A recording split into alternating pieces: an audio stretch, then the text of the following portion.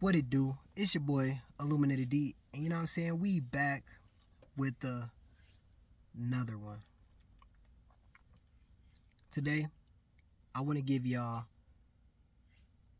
a miracle story. A miracle. It was a miracle. I got two miracle stories for you. So, this is the first miracle story. When I was about, I would say I was probably 13 or 14.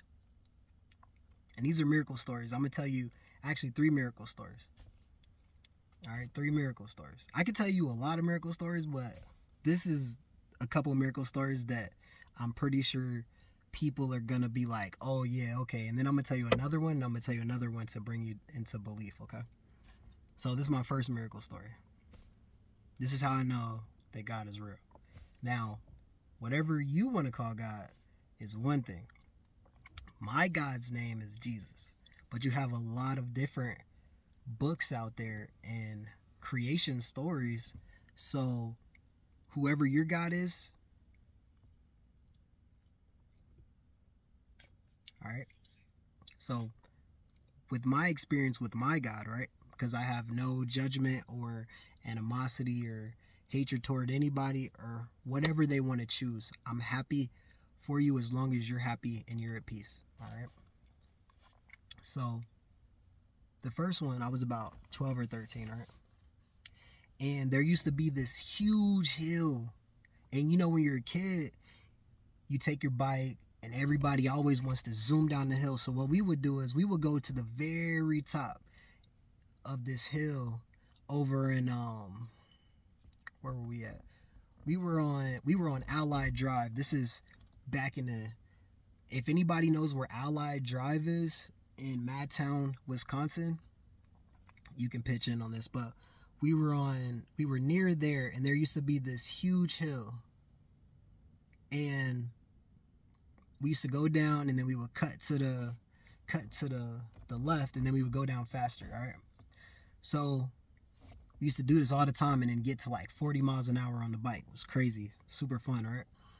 So one day, my mom, she moves, and then there's this other hill that I see, and I'm like, okay, I want to go up this hill. I want to go down this hill as fast as I can. Now, the problem that I had with this bike, right, is that the steering column wasn't tight enough. So what would happen is if you jerk the steering wheel too hard, what'll happen is the handlebars will go to the side and the wheel will stay straight. But if you pull it back to try and straighten it out, it'll pull your wheel and turn it. And then technically it sends you in a launch motion, right? Like you'll shoot off the bike, because what'll happen is the front wheel will turn and then you'll fly off. So the whole way you have to ride the bike like this instead of like this, because if you try to go like this, instantly you just fly off, right? So pretty much I knew the risk to it, but as a kid you don't think about that, you know? So I'm on the hill and I say, okay, bet. I'm going down the hill. It's time to go down the hill. I'm going as fast as I can. Moving. I shoot all the way down, and then I make a right because I want to go down the next hill that's going to take me to the gas station. And this is like near Arbor Hills. I know everybody who's from there, they know where I'm talking about. But if you don't know, just kind of use your imagination, right? So I'm going down the first hill inside the apartment complex, and then I shoot to the right, and I'm going like 30. And then what happens is when I shoot to the right, the handlebars turn straight, and I'm like, oh my gosh. But see, at the time, I wasn't aware that if I pulled it back, it will launch me. So I'm sitting here going super fast, and I'm shaking, right? Because I'm like, oh my God. But out of nowhere, there's this car that skirts up on the sidewalk. I don't know how this happened, but I'm going down, and then there's this car that does this, and I'm on the sidewalk. Okay, my bad. So I'm on the sidewalk, and then he skirts on the sidewalk. So I'm like this, oh my gosh. So in order for me to try and brake, I pull the handlebars, and then I launch myself. Now you got to imagine, I'm going full-fledged down a straight downhill. So that means that I'm flying. You feel me? I'm literally flying. I'm in the air. I swear, I'm not making this up. I can't make this up. I'm in the air and I'm flying, bro. Like, sis, you know what I'm saying? To whoever's listening, I'm flying in the air and I'm going fast. And all I know is at the very bottom of the road, there's construction. So there's rocks and they're sharp. They're big boulder type rocks at the time because they were doing construction on the road. And there's a fence. I'm telling you, I close my eyes. I'm like, it's over. I'm about to be fucked up. Like, you can imagine I'm face first. I'm telling you, out of nowhere, I feel something grab me. It grabs me, right? It spins me around and it sends me down gently. Listen, look. It sits me down gently. So I'm sitting here. I can't make this up. I can't make the story up. I promise. So I'm sitting here. I'm feeling myself like I didn't have one scratch on me. And the bike had flipped all the way down the road.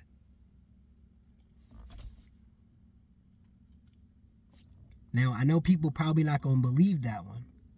So, but that was my first experience with the higher being because there's no way in a scientific mindset that would say that that's possible, because the scientific outcome is that if you launch yourself at an exponential speed and your impact to hit the ground is what they would say inevitable, and then the repercussions is you're up.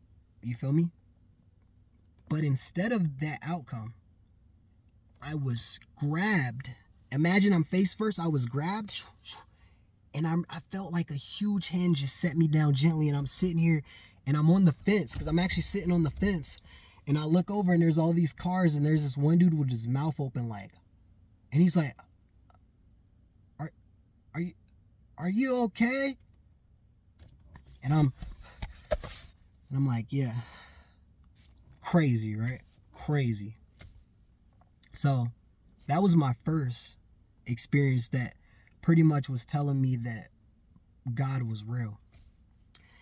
Then I had this other experience. So at that time I was living in the Midwest. You feel me? I would say that's the mid, because I was living in Wisconsin. So then that's on my mom's side. Now on my dad's side, I ended up moving to Florida in high school. So what happens is pretty much I'm preparing for a show because I do music, all right? At this time I'm in high school, and me and my friends were doing a lot of different things. We're turning up the city. We're having fun in the city. We're meeting everybody. We know everybody. So pretty much, and this is in Tampa, you know what I'm saying? So this is where I'm from, right? Well, I won't say Tampa. I was in Riverview at the time. So RVHS, you know what I'm saying? If you know about RVHS, 2010 through 2012 was lit. Anybody can attest to this, was lit. Ask about it. No cap. Still lit. Every single individual that came out, lit, right? So I'm going to I'm preparing for a show. I got a show in Ybor City. And my friend at the time, he gets a brand new car, and he's like, "Hey D, I want to go to the show. You know what I'm saying? We got all these different individuals. I won't start naming people yet because we haven't really got there yet. But I'm going to just kind of give you the basic outlay. And then as the channel grows, I'll start introducing more individuals. And then over time, it'll start turning into a movie. But for now, we're just going to start with the basics, okay? So this is the next miracle story. I moved to Florida, plug in, tap in, and my boy says, "Hey, let's take the BMW. We're going to pull up and go to the show in Ybor." My boy comes to pick me up. I'm like, yo, what's good, bro? You know, the usual. All right, bro, I got you. Don't worry. We're going to get this gas money. We're going to go do the show, and then we're going to get paid, and then we out. All right. As I'm walking to the door, I open the door of the car. And when I get in, the car out of nowhere just starts. It starts like struggling. The car starts struggling. So I look at my homeboy. I'm like, hey, bro, is that normal? Like, does your car do that? I'm like, what's wrong? He's like, bro, it's never done this before. It's never done this. And mind you, I prayed before and I asked for protection and, you know, protection to it from our destinations and environments that we'll be in, you know, for you all, for me, for my family, for everybody. You know what I'm saying? Just everybody who is going to be involved in what's happening, right? And pretty much, I get out the car and all of a sudden the car, it just goes back to normal. So I'm like, that's weird. So I get back in the car. The car engine just starts shaking erratically, just like shaking bad. So I look at him again. I'm like, hold on, bro. Let me see something. I said, maybe God's trying to tell us something. Because you know what I'm saying? At this time, I'm on my, you know, third eye awakening. I'm starting to pay attention to what's going on, the frequencies and just different things happening. And I didn't understand all this at the time. I couldn't put a name to the laws of attraction and the manifestations and the things that we were speaking to. Is this because I hadn't gained the knowledge yet? I hadn't read any books. I wasn't of understanding. I didn't have the mental mindset yet, right? So I get back in the car. It starts shaking erratically. I get out the car. It goes back to normal. Now, mind you, this is my second time getting in and out. I said, okay. God, listen. If you really speaking to me right now, just bear with me. I know that you're probably like, come on, I done showed you twice. But, you know, now my friend looking at me crazy, I'm talking to myself. But that's pretty much what I said. I said, all right, just show me a couple more times. I believe it. But I said, I just need a clear sign because I'm talking about it now. I put my foot in the car. I pull my foot out. I said, okay. I said, you talking to me. I said, I just need one more time, God. One more. Put my foot in the car. I pull my foot out the car. I get in the car. I said, okay. As soon as that happened, Pops came out the crib. Everybody know Pops now. I already introduced you. So Pops comes out the crib and pretty much at the time he's with his friend and I'm like, hey, where y'all going? And he like, oh, we about to go hit up Salem's real quick. You know what I'm saying? Go grab some chicken. What's up? I thought you got a show to go to. I'm like, yeah, I don't know. I said, it's looking a little tricky tonight. I said, I think I'm going to just cool it at the house. Tonight. I said, you mind if I go with you to Salem's? And he's like, yeah, come on. I'm like, all right. So I shake my homeboy hand. And you know what I'm saying? I give him some gas money. And then we bid our farewells. And I had to cancel the show. We get back from Salem's. We get back home. I go to sleep. I wake up the next morning. I go straight to World Star Hip Hop because at this time, this is where you get all the key information. Rest in peace to Q. This is where you get all the key information. And you know what I'm saying? At the time, this is where you get all the key information. It's like anything that's anything, you're going to find it first on World Star because that's where they're trying to upload it to because they're getting everything. Now it's a lot of recycled, but I'm not hating. I'm just saying that this is what I was doing back in 2010 through 2012. And pretty much I go on World Star Hip Hop and then there's this news article. It's the first thing that pops up. And then it says that there was a shooting in Ybor City. And I go to the video and then it says I don't necessarily want to put any names on it because I don't want to make people scared. So I won't say the name of the club. But pretty much the whole club got shot up at the same time that I was supposed to be on the stage. the same time. And the person that took my slot that night didn't make it out. So if you put 2 and 2 together, the car started tripping because I wasn't technically supposed to be there. And who knows if everybody else didn't get a sign either. But what I noticed is that when I got my sign, I didn't go. And the whole place. So that was the second miracle story, because in a scientific mind, technically, as soon as the car was ready to go, you should have capitalized on your opportunity. But looking at it from a spiritual standpoint, being on the right frequency, in a different timeline, the car didn't work because the lifestyle and the projected place of being was not supposed to be there. Because in one timeline I went, in one timeline I didn't go. So crazy, right? So pretty much God saved my life again. God saved my life again, right? And then I got the third story. The third story is crazy. I don't want to too much go into the relationship topic, so I think I'm going to leave the third story out. I'm going to leave this third story out. We're going to save that for another one. But I'm going to tell Pops to tell you about his crazy story where we all seen aliens. I'm not making this up. I am not making this up. These are real documented happenings.